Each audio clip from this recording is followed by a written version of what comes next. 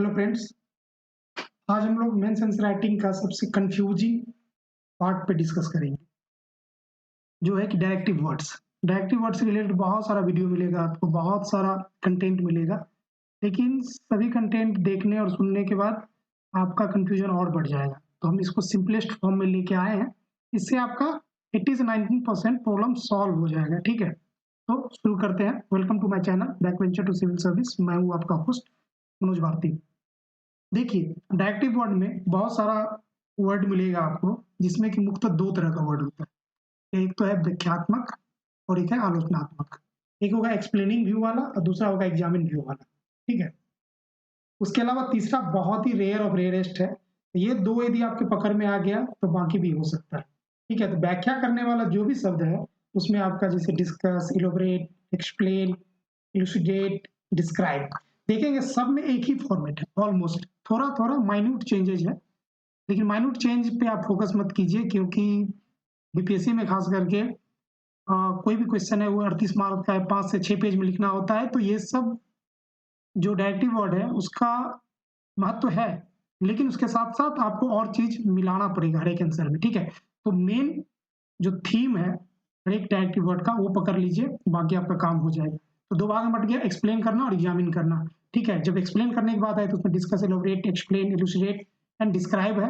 Examine में जाएंगे तो एनालाइज करना, इवेलुएट करना, कमेंट करना और एग्जामिन इटसेल्फ। कहने का मतलब है 4 टाइप का ये है और 5-6 टाइप का डिस्कस में आता है। ठीक है, पहले डिस्कस को देखते हैं। देखिए, डिस्कस मतलब चर्चा, और शिव चर्चा का नाम सुने होंगे। शिव चर्चा में क्या कहा जाता है कि शिव का ओरिजिन कहाँ हुआ, कैसे वो मतलब एक नॉर्मल भगवान तक बनने का प्रोसेस क्या रहा, उसके क्या क्या महत्व है, फीचर्स क्या है, शिव का दूसरे भगवान से कंपेयर किया जाए तो क्या एडवांटेज है। ठीक है, और शिव भगवान को और क्या करना चाहिए कि बहुत और ये पावरफुल हो जाए। कहने का मतलब था कोई भी टॉपिक का ओरिजिन, इवोल्यूशन और डेवलपमेंट, कैसे वो उत्पत्ति हुआ, उसका विकास कैसे हुआ, उसको तो आप सभी चैप्टर में लिखिए, क्योंकि चर्चा आप कर रहे हैं, चाहे स्पष्ट कर रहे हैं या वर्णन कर रहे हैं। फिर उसका फीचर या सिग्निफिकेंस जो है उसको लिखिए। उसका कंपैरिजन काउंटर पार्ट से। कहने का मतलब इलेक्शन कमीशन, इंडिया के इलेक्शन कमीशन के बारे में लिख रहे हैं, यदि कुछ यूएसए के इलेक्शन कमीशन का कुछ पता हो या उसी के समकालीन कुछ ऐसा चीज है जिससे कंपेयर करने से उसका वर्णन और हो सके तो उसको डालिए, और फिर सजेस्ट करेंगे कि और इसको बेटर कैसे किया जा सकता है। ठीक है, तो ये आपका डिस्कस वाला पार्ट हो जाएगा। यदि हम एग्जामिन वाला पार्ट की बात करें, उसमें एग्जामिन करते हैं कि जैसे एग्जाम देते हैं ना हम लोग, पास होते हैं या फेल होते हैं, लाइक दैट एग्जामिन करते हैं। जो टॉपिक है वो आपके हिसाब से ये पास हो रहा है या फेल हो रहा है। यदि पास हो रहा है तो अच्छा, और उसको अच्छा करने का कुछ सजेशन दे दीजिए। यदि फेल है तब तो करेक्टिव मेजर्स बताइए ही बताइए। कहने का मतलब यही है आपका आलोचनात्मक के अंदर। डिस्कस और डिस्क्राइब जब वर्ड आएगा तो ये दोनों का मतलब ही है कि चर्चा या वर्णन करना, जिसमें कि आप दबा के जितना लिखना हो लिख सकते हैं। ठीक है, लेकिन जब एक्सप्लेन, इलुसिडेट या इलोबरेट आ जाए तो ये इसका मतलब क्या हो रहा है कि एक्सप्लेन कीजिए।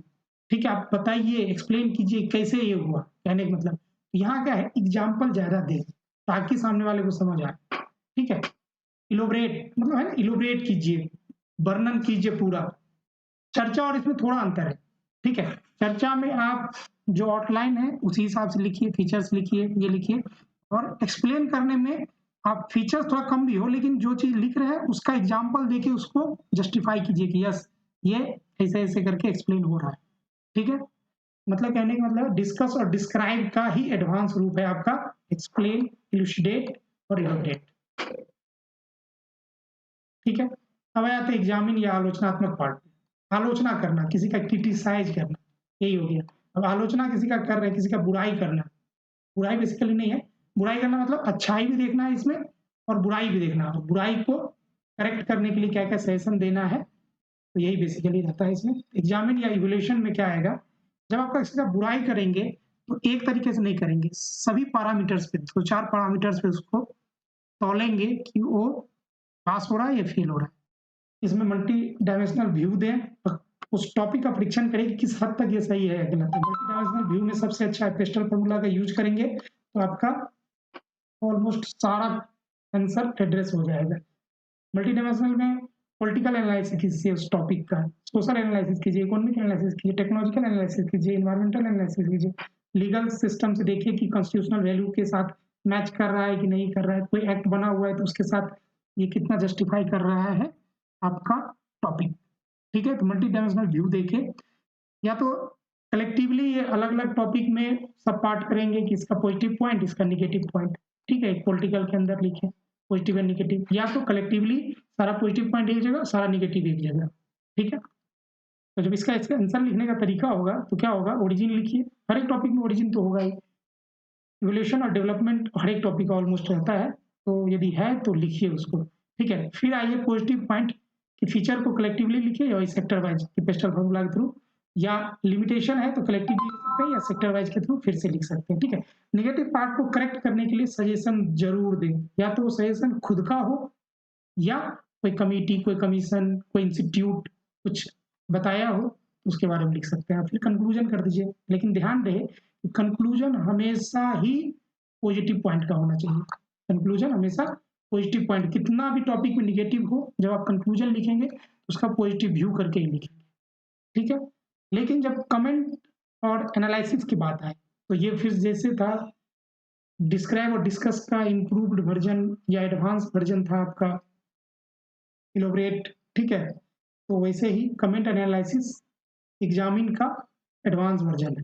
ठीक है, इसमें क्या है, कमेंट करना है, कमेंट करना है या एनालिसिस करना है तो ये आप करेंगे। ठीक है, तो वही एडिशनल जो पॉइंट ऊपर डाले थे वही लिखना है, लेकिन इसमें अपना व्यू जरूर डालना है, ओन व्यू। ठीक है, ओन व्यू अपना डालना है, चाहे कमेटी और कमीशन का व्यू डालें, लेकिन आप क्या सोचते हैं वो जरूर लिखिएगा, लिखेंगे तो आपका आंसर हो जाएगा। ठीक है, फिर से कंक्लूड कर दीजिए विथ पॉजिटिव पॉइंट्स।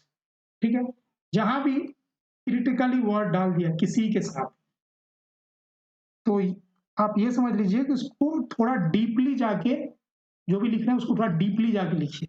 क्रिटिकली मतलब क्रिटिकली का लेटरल मीनिंग आप डीपली समझ लीजिए, एक्सप्लेन करना है, क्रिटिकली डिस्कस, डिस्कस करना है, क्रिटिकली करना है तो उसको डिस्कस कीजिए, लेकिन पूरा मतलब मोर एग्जाम्पल मोर डाटा का सपोर्ट देकर अपना व्यू लिखिए।